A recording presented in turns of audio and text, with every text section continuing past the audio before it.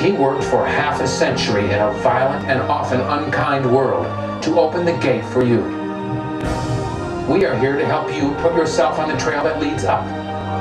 If you fall off, we'll try to help put you back on. But it is up to you. It is how you use it that counts. For you are the one that counts. If you leave this room after seeing this film and walk out and never mention Scientology again, you are perfectly free to do so.